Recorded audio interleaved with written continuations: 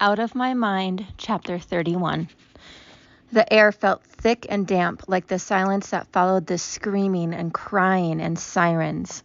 The rain had slowed to a drizzle. After Mom and Dad left with the ambulance, Mrs. V took me out of the car and sat me in my chair. She placed a soggy, filthy doodle on my tray. "I found this under the car," she said, her voice shaky. I touched it and burst into tears. As she rolled me to her house, she said, "We're going to clean Doodle up and have him waiting for Penny when she comes home. You hear?" I couldn't tell if she was trying to convince me or herself. I felt dizzy and nauseous. I could not stop shaking. After changing my clothes into warm, dry sweats, she switched the radio to an easy listening station and turned the volume down low. The only color I heard was gray. Mrs. V stood behind me, gently rubbing my shoulders. "Are you hungry?" she asked. I shook my head no. She continued to massage my back and shoulders until we both could feel the tension slipping away. "I'm going next door to get your Medi-Talker and the dog," she said. "You want anything else?" I shook my head and continued to listen to the tones of smoky gray. When she got back, Butterscotch seemed nervous. She kept pacing and sniffing as if she was looking for something. "I think she's looking for Penny," Mrs. V said. "Dogs know." She hooked up Elvira to my chair and switched it on, but there was nothing either of us could say.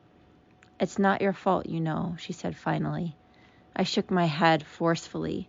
Mrs. V should know better than to say that stuff to just make me feel better.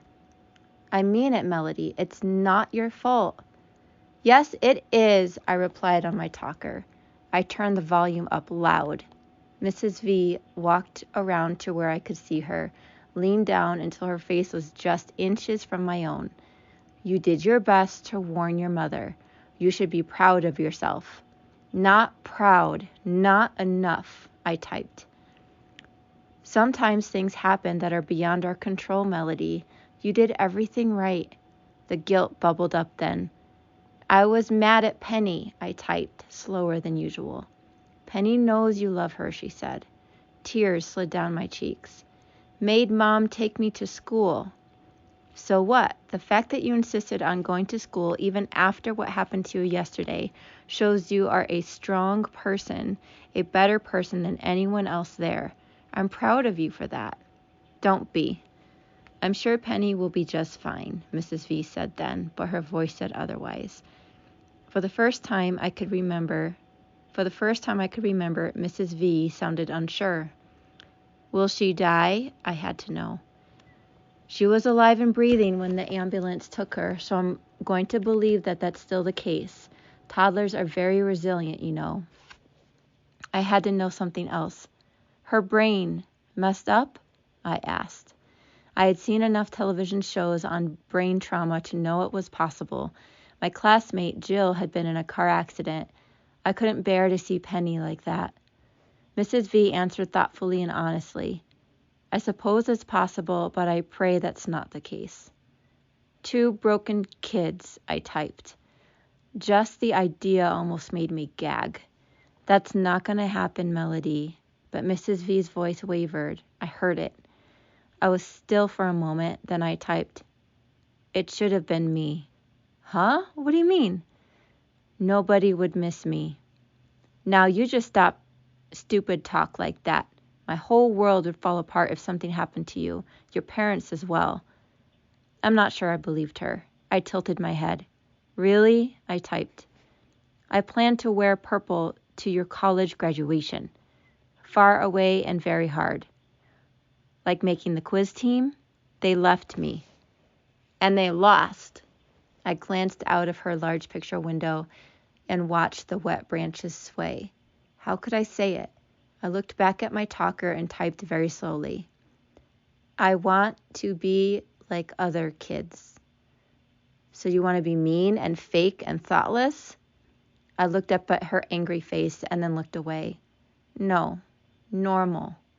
"Normal sucks," she roared. "People love you because you're Melody, not because of what you can or cannot do. Give us a little credit." I want it to be yesterday, I typed. Yesterday your heart was broken because they left you behind. Remember? Rather have that than this. I know, oh Melody, I know. I'm scared. Me too. The silent room echoed our thoughts. I had a goldfish. He jumped out of his bowl, I typed then. I remember your mom telling me about that. Tried to save him. Couldn't. The phone rang then, startling both of us. I jerked in my chair. Mrs. V picked it up. Yes, she said. I strained to listen. Oh no, she said.